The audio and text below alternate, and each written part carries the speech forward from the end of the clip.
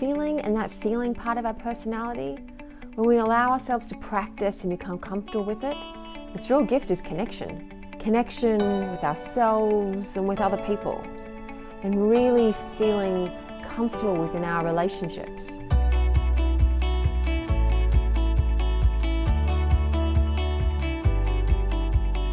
Welcome to Unlocking the Power of Your Personality Type.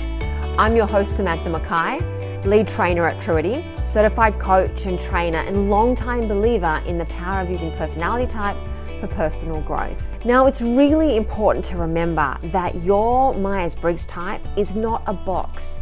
You're not limited to just expressing the 4 preferences of your type. Instead, I want you to think of it like a platform for understanding your natural strengths, your natural weaknesses, and as a guide for where you can grow. And in this series, we're looking at your Myers-Briggs type as a series of processes, not as preferences. And that allows us to look at the 8 elements of personality as a series of individual tools that you can use to help you navigate the obstacles that come up on a daily basis on the way to you achieving your goals and aspirations.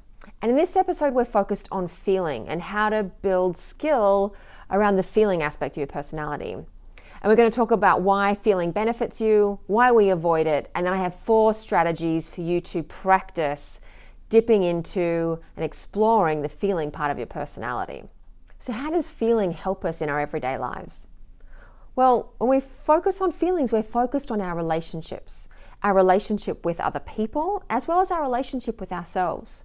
And the more we can explore feeling and become comfortable with it, the more we can understand how to connect with other people through empathizing and sympathizing and building relationships with them. It also helps us understand and either abide by or ignore social norms and conventions. It helps us understand the etiquettes that people follow and know how to fit into different groups and adapt to the needs of different groups that we might be a part of.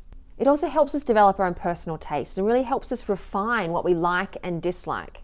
And that can include things like what clothes we like to wear, what food we like to eat. It also helps us decide on how we want to be treated and how we want to treat others. It helps us decide what we want to stand for, what we believe in, and what causes we want to support. And so overall, feeling is really focused on helping us build connection in our relationships.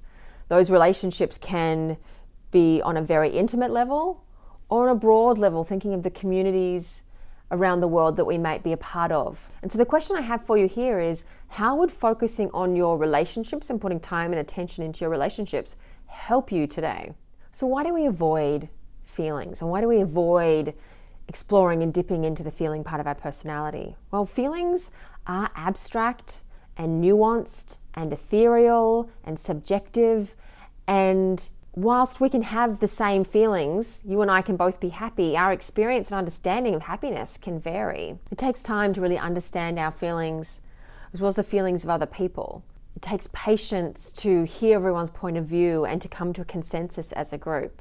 It takes time to build our personal taste through experience after experience. We can't know what we like and dislike until we've gone out and tried different things. And there are times when we can just be burnt out from having too many feelings and overwhelmed by either our feelings or everyone else's.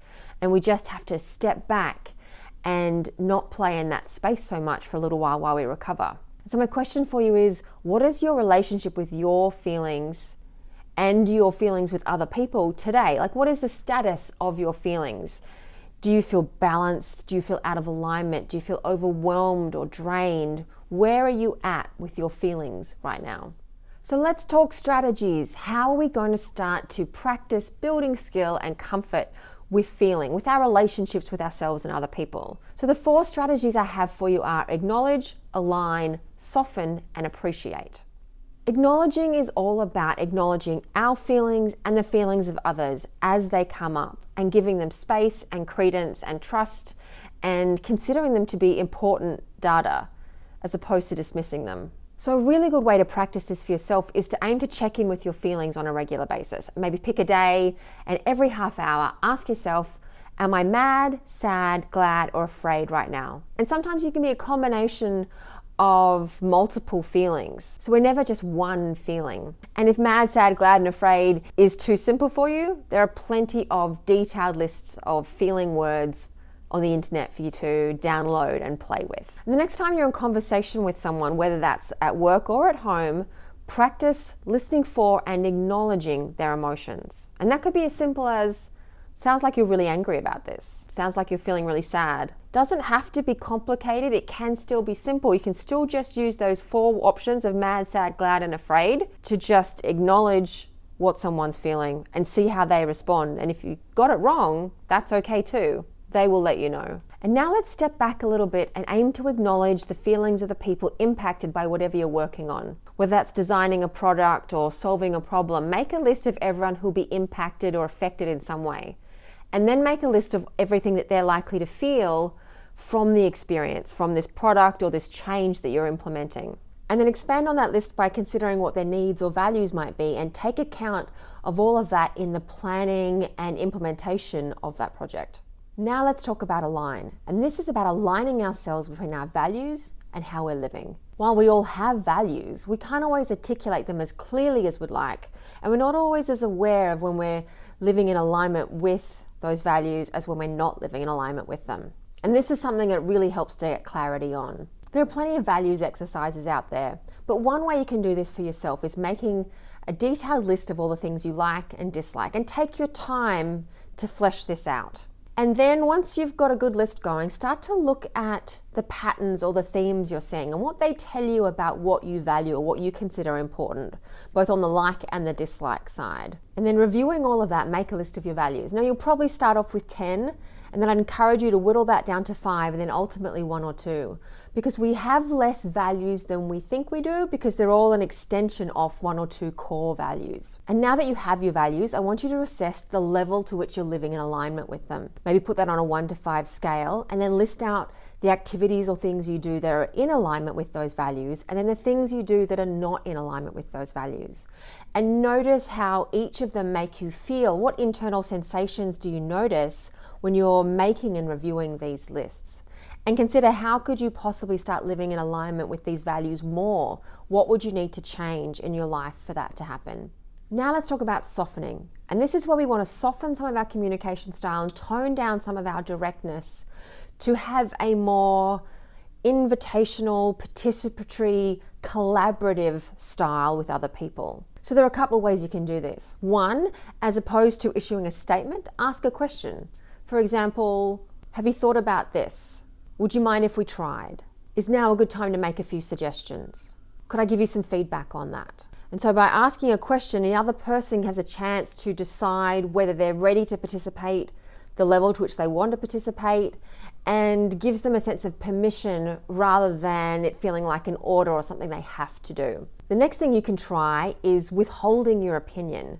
Is reading the room, reading the group, and understanding what the dynamic is, and assessing whether if you give your opinion or perspective now, how it might shift that dynamic, and whether that is something that will help you or hinder you. Because there are times when it's actually more useful to withhold our opinion and just continue to ask questions and invite the group or everyone involved to participate first. And finally, let's explore the concept of conflict, because conflict often arises where we've misunderstood the intention behind someone else's words, and it has triggered some sort of emotional response in the other person.